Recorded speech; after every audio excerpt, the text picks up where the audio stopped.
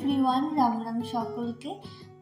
সত্যি কথা বলতে গেলে মহালয়া মানে তো আমাদের দুর্গাপুজো শুরু হয়ে গেছে, কি তাই তো?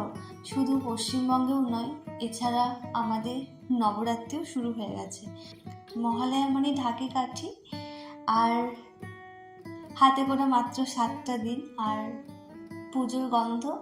তো মহালয়ার দিন আমি আমার সখীর সঙ্গে পৌঁছে গেছিলাম বোলপুর শান্তিনিকেতনের আনন্দবাজার উৎসবে, অর্থাৎ ঐতিহ্যবাহী আনন্দ মেলায়।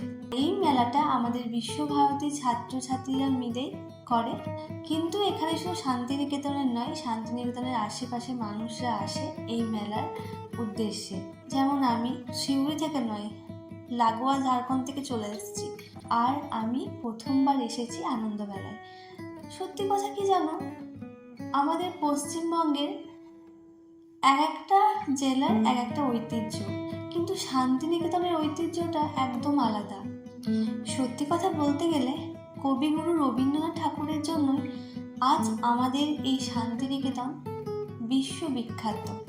আর সত্যি কথা বলতে গেলে রবীন্দ্রনাথের জন্যই এখানকার কালচারটা একটু আলাদা। রবীন্দ্রনাথ জন্মগ্রহণ করেছেন কলকাতার জোড়াসাঁকোয়, কিন্তু আমার মনে হয় যে তার আত্মা, তার ছোঁয়া আমাদের বোলপুর শান্তিনিকেতনে এখনও বিরাজমান। আর আমি এসেছিলাম আনন্দমেলায়। এখানে বিশ্বভারতী স্টুডেন্টরা অর্থাৎ ছাত্রছাত্রীরা স্টল দিয়েছিল নানা খাবার দোকানে, নানা রকম খাবারে, এছাড়া হ্যান্ডমেড নানা জিনিসপত্রে। আমার ভীষণ ভালো লেগেছে। যারা কখনো আসোনি, আসতে পারো, বন্ধু বান্ধবদের সঙ্গে এসো, বেশি আনন্দ হবে। আমি জানি আমার নেক্সট ইয়ার আর আসা হবে না, তাই ইচ্ছাটা পূরণও হয়ে গেল, সেটা একমাত্র আমার সখীর জন্য। তোমরা ভালো থেকো, সামনে শারদিয়া, খুব আনন্দ করো।